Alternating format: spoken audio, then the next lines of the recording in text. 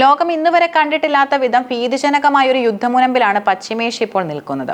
March 20 പുലർച്ചെ ഇറാന്റെ IRGC ഇസ്രയേലിന് നേരെ നടത്തിയ വിനാശകരമായ മിസൈൽ വർഷം വെറും ഒരു സൈനിക നീക്കമല്ല, മറിച്ച് ദശകങ്ങളായി അമേരിക്കയും സഖ്യകക്ഷികളും കെട്ടിപ്പടുത്ത ആഗോള അധികാര കേന്ദ്രങ്ങൾക്കേറ്റ കനത്ത പ്രഹരമാണ്. ഈ ആക്രമണം വെറും ഒരു വാർത്തയല്ല, മറിച്ച് മാറ്റി എഴുതപ്പെട്ട ഒരു പുതിയ ലോകക്രമത്തിന്റെ വിളംബരമാണ്. മാർച്ച് 20 പുലർച്ചെ ഇസ്രയേലിലെ ജനങ്ങൾ ഉണർന്നത് മിസൈലുകളുടെ ഗർജനം കേട്ടാണ്. ഇറാനിൽ നിന്നും തൊടുത്തുവിട്ട നൂറുകണക്കിന് ബാലിസ്റ്റിക് മിസൈലുകൾ ഇസ്രയേലിന്റെ വിവിധ ഭാഗങ്ങളെ ലക്ഷ്യം വെച്ചു. ലോകത്തിലെ ഏറ്റവും കരുത്തുറ്റതെന്ന് കരുതപ്പെടുന്ന ഇസ്രയേലിന്റെ അയൺ ഡോം എന്നീ പ്രതിരോധ സംവിധാനങ്ങൾ ഒരേ സമയം പരീക്ഷിക്കപ്പെട്ടു. ഇസ്രയേൽ പ്രതിരോധ സേന ആക്രമണം സ്ഥിരീകരിക്കുകയും രാജ്യം മുഴുവൻ അതീവ ജാഗ്രത പ്രഖ്യാപിക്കുകയും ചെയ്തു. ഹോം ഫ്രണ്ട് കമാൻഡ് ജനങ്ങൾക്ക് നൽകിയ കർശന നിർദ്ദേശങ്ങൾ സാഹചര്യത്തിന്റെ ഗൗരവം വ്യക്തമാക്കുന്നു. ബങ്കറുകളിലും സംരക്ഷിത കേന്ദ്രങ്ങളിലും അഭയം പ്രാപിച്ച ആയിരക്കണക്കിന് ജനങ്ങൾ ലോകം ഒരു മൂന്നാം ലോക മഹായുദ്ധത്തിലേക്ക് നീങ്ങുകയാണോ എന്ന് ഭയപ്പെട്ടു. ഇറാന്റെ ഈ നീക്കം ഇസ്രയേലിന്റെ സൈനിക കേന്ദ്രങ്ങളെയും തന്ത്രപ്രധാനമായ ഇടങ്ങളെയും ലക്ഷ്യമിട്ടുള്ളതായിരുന്നു. ഈ സംഘർഷത്തിലെ ഏറ്റവും ഞെട്ടിക്കുന്ന വിവരം അമേരിക്കൻ സൈന്യത്തിനുണ്ടായ വൻ നാശനഷ്ടങ്ങളാണ്. ബ്ലൂംബെർഗ് ഉൾപ്പെടെയുള്ള അന്താരാഷ്ട്ര മാധ്യമങ്ങൾ റിപ്പോർട്ട് ചെയ്യുന്നതനുസരിച്ച് യുദ്ധം തുടങ്ങിയതിനു ശേഷം ചുരുങ്ങിയത് 16 അമേരിക്കൻ സൈനിക വിമാനങ്ങളെങ്കിലും നശിക്കപ്പെട്ടു.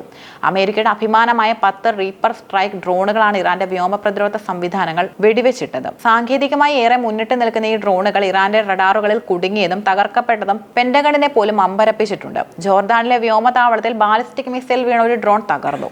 കുവൈറ്റിൽ 3 F-50 യുദ്ധവിമാനങ്ങളും വെടിവെച്ചിട്ടതായി റിപ്പോർട്ടുകളുണ്ട്. സൗദി അറേബ്യയിലെ താവളത്തിൽ നിർത്തിയിട്ടിരിക്കുന്ന 5 KC-135 ഇന്ധന ടാങ്കർ വിമാനങ്ങൾ ഇറാന്റെ മിസൈലുകൾക്ക് ഇരയായി. ഇറാഖിൽ ഇന്ധനം നിറയ്ക്കുന്നതിനിടെ ഒരു വിമാനം തകർന്നത് 6 അമേരിക്കൻ സൈനികർ കൊല്ലപ്പെട്ടത് വാഷിംഗ്ടണിൽ വലിയ പ്രതിഷേധത്തിനും കാരണമായിട്ടുണ്ട്. ഈ നഷ്ടങ്ങൾ പശ്ചിമേഷ്യയിലെ അമേരിക്കയുടെ സൈനിക മേധാവിത്വത്തിന് മേൽ കരിനിഴൽ വീഴ്ത്തിയിരിക്കുകയാണ്.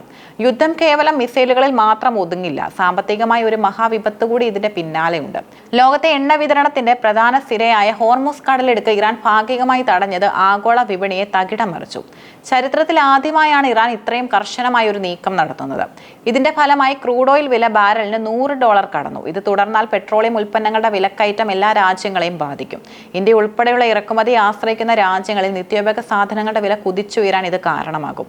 ഈ ഊർജ്ജ പ്രതിസന്ധി മറികടക്കാൻ അമേരിക്ക ഒരു നാവിക സഖ്യം രൂപീകരിക്കാൻ ശ്രമിക്കുന്നുണ്ടെങ്കിലും മേഖലയിലെ സംഘർഷാവസ്ഥ കപ്പൽ ഗതാഗതത്തെ അസാധ്യമാക്കുന്നു. ഇറാൻ ഈ ആക്രമണത്തെ പ്രതിരോധം എന്ന നിലയിലാണ് ലോകത്തിന് മുന്നിൽ അവതരിപ്പിക്കുന്നത്. കഴിഞ്ഞ ദിവസങ്ങളിൽ ഇറാനിലെ ആണവ കേന്ദ്രങ്ങൾക്ക് നേരെയും സൈനിക കേന്ദ്രങ്ങൾക്ക് നേരെയും ഇസ്രയേൽ നടത്തിയ ആക്രമണങ്ങൾക്കുള്ള മറുപടിയാണിതെന്ന് ഇറാൻ പ്രസിഡന്റ് മസൂദ് പെസഷ്ക്യാൻ വ്യക്തമാക്കി. അന്താരാഷ്ട്ര നിയമങ്ങൾ കാറ്റിൽ പറത്തി അമേരിക്കയും ഇസ്രയേലും നടത്തുന്ന നീക്കങ്ങളെ ലോകം ചോദ്യം ചെയ്യണമെന്ന് അദ്ദേഹം ആവശ്യപ്പെട്ടു. ഇറാനിയൻ മാധ്യമങ്ങൾ ഈ ആക്രമണങ്ങളെ തങ്ങളുടെ സൈനിക ശക്തിയുടെ വിജയമായി ആഘോഷിക്കുകയാണ്. സാമ്രാജ്യത്വ ശക്തികൾക്ക് മുന്നിൽ മുട്ടുമടക്കാത്ത ഒരു രാഷ്ട്രമായി ഇറാൻ സ്വയം അടയാളപ്പെടുത്തുന്നു. യമനിലെ ഹൂതി പോരാളികൾ ഇറാന് പിന്തുണയുമായി രംഗത്തെത്തിയത് സംഘർഷത്തിന്റെ വ്യാപ്തി വർദ്ധിപ്പിച്ചു. ചെങ്കടലിൽ അമേരിക്കൻ ഡ്രോണുകളെയും കപ്പലുകളെയും ലക്ഷ്യമിട്ട് ഹൂതികൾ നടത്തുന്ന ആക്രമണങ്ങൾ കടൽമാർഗമുള്ള ചരക്ക് നീക്കത്തെ പൂർണ്ണമായും തടസ്സപ്പെടുത്തിയിരിക്കുകയാണ്. ഇത് ഇസ്രയേലിനെ സാമ്പത്തികമായി ഞെരുക്കാനുള്ള ഇറാന്റെ തന്ത്രപരമായ നീക്കമായാണ് കരുതപ്പെടുന്നത്. ഐക്യരാഷ്ട്രസഭയും മറ്റ് അന്താരാഷ്ട്ര സംഘടനകളും സമാധാനത്തിനായി ആഹ്വാനം ചെയ്യുന്നുണ്ടെങ്കിലും ഇരുപക്ഷവും വിട്ടുവീഴ്ചയ്ക്ക് തയ്യാറല്ല. റഷ്യയുടെയും ചൈനയുടെയും നിലപാടുകൾ ഈ യുദ്ധത്തിൽ നിർണായകമാണ്. അമേരിക്ക നേരിട്ട യുദ്ധത്തിൽ പങ്കാളിയായതോടെ ഇതൊരു പ്രാദേശിക തർക്കം എന്നതിലുപരി 2 വലിയ ശക്തികൾ തമ്മിലുള്ള ഏറ്റുമുട്ടലായി മാറിയിരിക്കുന്നു. ഇന്ത്യയെ സംബന്ധിച്ചിടത്തോളം ഈ യുദ്ധം വലിയ ആശങ്കകളാണ് നൽകുന്നത്. ഗൾഫ് രാജ്യങ്ങളിൽ കഴിയുന്ന ലക്ഷക്കണക്കിന് ഇന്ത്യക്കാരുടെ സുരക്ഷ വലിയ ചോദ്യചിഹ്നമാണ്. യുദ്ധം വ്യാപിച്ചാൽ ഇവരുടെ ഒഴിപ്പിക്കൽ വലിയൊരു വെല്ലുവിളിയാകും. എണ്ണവില വർധനവ് രൂപയുടെ മൂല്യത്തെ ഇടിപ്പിക്കുകയും രാജ്യത്ത് പണപ്പെരുപ്പം വർദ്ധിപ്പിക്കുകയും ചെയ്യും. യുദ്ധവാർത്തകൾ ഇന്ത്യൻ ഓഹരി വിപണിയിൽ വൻ ഇടിവാണ് ഉണ്ടാക്കിയിരിക്കുന്നത്. നിക്ഷേപകർ സുരക്ഷിത നിക്ഷേപങ്ങളായ സ്വർണ്ണത്തിലേക്ക് മാറുന്നത് സ്വർണ്ണവില വർദ്ധിക്കാനും കാരണമാകുന്നു. ഇറാൻ ഇസ്രയേൽ സംഘർഷം ഒരു വഴിത്തിരിവിലാണിപ്പോൾ. ഓരോ മിസൈൽ ആക്രമണവും ലോകത്തെ വൻ നാശത്തിലേക്ക് അടുപ്പിക്കുന്നു. ശക്തിയുടെ പ്രയോഗത്തിലൂടെ മാത്രം സമാധാനം കൊണ്ടുവരാമെന്ന വാശി ഇരുപക്ഷം തുടരുന്നത് മനുഷ്യരാശിയോടുള്ള വെല്ലുവിളിയാണ് ഉയർത്തുന്നത്. അന്താരാഷ്ട്ര സമൂഹം യുദ്ധം അവസാനിപ്പിക്കാൻ അടിയന്തരമായി ഇടപെട്ടില്ലെങ്കിൽ പശ്ചിമേഷ്യയുടെ മണ്ണിൽ നിന്ന് ഉയരുന്ന പുക ലോകത്തെ മുഴുവൻ മൂടാൻ അധികം സമയം വേണ്ടിവരില്ല. ഇറാന്റെ അടുത്ത കരുനീക്കം എന്തായിരിക്കും എന്നത് ലോകത്തെ ഭയപ്പെടുത്തുന്ന ചോദ്യമാണ്. ആഗോള ശക്തികൾ പതറി നിൽക്കുമ്പോൾ സമാധാനത്തിന്റെ ഒരു പുതിയ വഴി കണ്ടെത്തുക എന്നത് വർത്തമാനകാലത്തെ ഏറ്റവും വലിയ വെല്ലുവിളിയാണ്.